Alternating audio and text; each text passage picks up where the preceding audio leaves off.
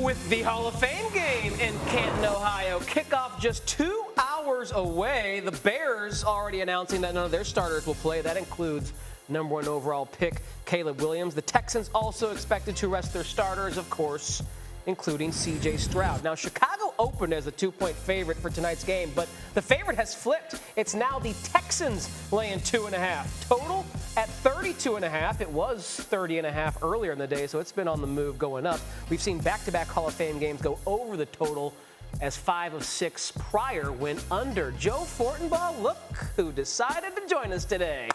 Yep. How you doing? I'm Steve. See ya. Steve. Nice to meet you, big fella. To have you here. What a treat we have for you. For the hour, Steve going to be on the desk with us, so let's have a little fun. That's what we like to do around here. Joseph, I'll start with you. What advice do you have for the viewers out there who might be considering a bet on preseason football? Some relatively basic stuff, but every year at this time, someone's going to come out on social and be like, you have to be a real degenerate to bet the preseason.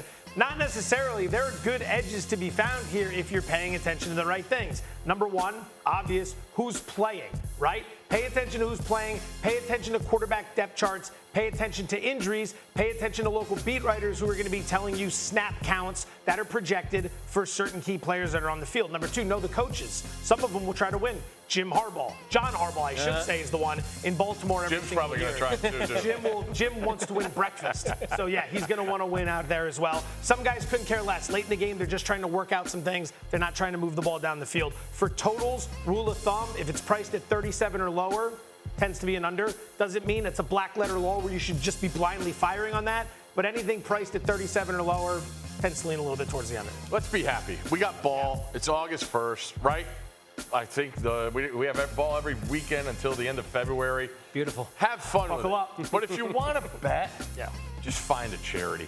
Just donate to that charity. You let me do that whole thing? And Yeah, this is just I did. no? I did. I do love the mustache. I do love. It's as a college football guy, which is my passion. I just like turning it on and seeing where guys ended up. You know, and you try and put a face to a place, and you go with that. But if you really want to, go ahead. I don't have much. Keep it tight. I don't know Keep it within reason. I don't know who's playing. The coaches don't know who's playing. First game, it's always weather there. It's crazy humidity. Guys are going down like flies. The roster is as big as it could possibly be during the season. I really think it's a crapshoot. But if you want in and you got a side or you got a lean, go for it. I like that. I think you have encouraged me to. I'm just going to sit the whole season out. Okay. Let's sit the whole I didn't season say out. the whole season. I don't know. said It's just, ball on August 1st. What's the point? August 1st. Well, as we dip our toes into the water of betting football again, there are some things we need to know about the game changing. A major rule change to the kickoff this year, and why don't we let someone smarter than the three of us explain what's going on? Take it away, Jeff Darlington. Under the new rule, the kicker remains in his normal spot. The rest of the kickoff team will line up on the receiving team's 40-yard line, and the receiving team will line up on their 35-yard line. Nobody will be allowed to move past those lines until the ball is touched or reaches the target zone, the area from the 20-yard line to the goal line. The next change also impacts the kickoff. After only 5.2% of onside kicks were recovered in 2023, and just 2 surprise onside kicks, the competition committee is looking for some give and take. The new rule allows the kicking team to utilize an unbalanced formation with 6 players on one side of the kicker and 4 on the other to raise the odds of a recovery. But in order to do so, the kicking team will be required to declare their intentions of an onside kick before the play. That's necessary since the other kickoff proposal has a new setup zone. And touchbacks. If the ball is kicked into the end zone, the receiving team gets it at the 30-yard line. If the ball is kicked into the target zone and rolls into the end zone, the receiving team possession will start at the 20-yard line. All right, back here on the desk, I'm curious, Steve, starting with you, what effect on the game or handicapping you think these rule changes might have? Couple things. I don't think anyone, if you have a return installed, you're going to have multiple returns installed. You go back to the XFL and watch how teams left guys unblocked and had pullers going. There's laterals, all this. you're not going to see one thing in the preseason because nobody wants to give it up. What does the rule mean for how it will affect everything around it? What are the unintended consequences, right? There are 3 places the ball can basically start if it's not returned. One can be the 20-yard line if it hits the target zone and rolls into the end zone, so you might want to try to kick a knuckleball down there. But if you don't, if it goes through the end zone, you're starting on the 30. That's 5 yards better than it used to be, which was the 25. You come up short of the target zone, it starts automatically on the 40.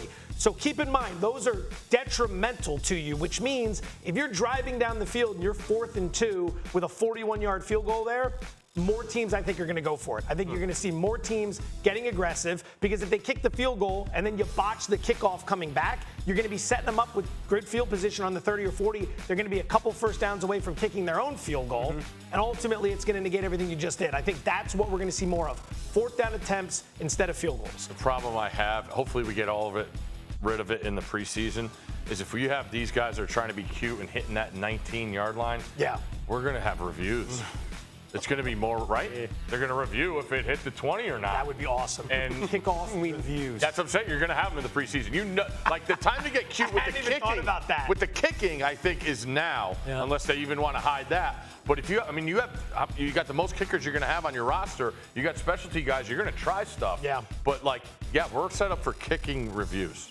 All right, well, still plenty of weeks left to decipher how the new kickoff rules will affect outcomes and handicapping. But let's talk about the game tonight because, Joe, I still think you're going to dabble your toes in the water there. Anything you would like to share with the people? the idea of just passing on the opening one. We're going to come in responsibly. Bears plus the 2.5 will be the play here. Matt Eberflus 4-1-1 against the spread as the head coach of the Bears. Doesn't mean a lot, but just something to keep in mind. Maybe he's paying attention. He's beaten the closing number by an average of about 5 points per game. The quarterback depth charts here are the key. This line swung 4.5 points once it was announced that Chicago was going to be sitting all their starters. Is Houston playing all their starters? No, they haven't made as much of an announcement as Chicago has, but you're not going to see C.J. Stroud and all the key guys out there. So maybe it swings back, maybe it doesn't. But of all the quarterbacks playing on both sides tonight, only one is a true dual threat. Bagent, quarterback for Chicago, and playing behind suspect offensive lines with wide receivers who might not be stars in the NFL. Quarterback's got to be able to run. I like his ability to extend plays and get outside the pocket. If you weren't donating to charity tonight, I thought you were going to give me. I want to know the quarterback depth chart. I saw Case Keenum is still on the Texans roster, but he's like 36. How much running is he going to do? Yeah. How many snaps you give him? But little handoff. Under. All right. Best of luck to anyone who is going to dabble on the Hall of Fame game tonight at ESPN Bet. Here is some unfortunate news in the NFL. Chargers announcing today that Justin Herbert in a walking boot due to plantar fascia in his right foot. Expectation as of right now is that he still will be ready for the start of the regular season, but is going to miss some reps in Greg Roman and Jim Harbaugh's new offense. Joe, you discussed potentially taking the Chargers over that win total year one of Harbaugh, 8.5 at ESPN Bet. Does this news give you pause? A little bit, because Herbert's receiving unit, his top 3 pass catchers from last year are all gone. And that doesn't include Mike Williams, who only played 3 games. He was further down the list. So you take the top 3 plus Williams, they're gone. Ladd McConkey's in there. He's a rookie from Georgia. Kid can play. A lot of people like his props to go over. But these guys got to build some chemistry. They got to get on the same page. They got to get on the same page in terms of cadence, in terms of audibles, in terms of timing of routes. I don't think it's a massive detrimental blow, but I'd like to see how lingering this type of injury could be. So for right now, it's kind of a waiting pattern. It's not go ahead and bet against the Chargers, but you do have to take this in mind. Good news for them is they host the Raiders to open the season, and then they're at the Panthers. So if they start slow, they're not exactly facing a murderer's row, but they are at the Steelers, followed by the Chiefs. Bye in week 5 is not ideal. You want that more towards the middle of the season. You mentioned the word linger. I think it's something he's going to have to play with. And dealing with the Chargers, you mentioned it. There's a new king in town, and that's Jim Harbaugh.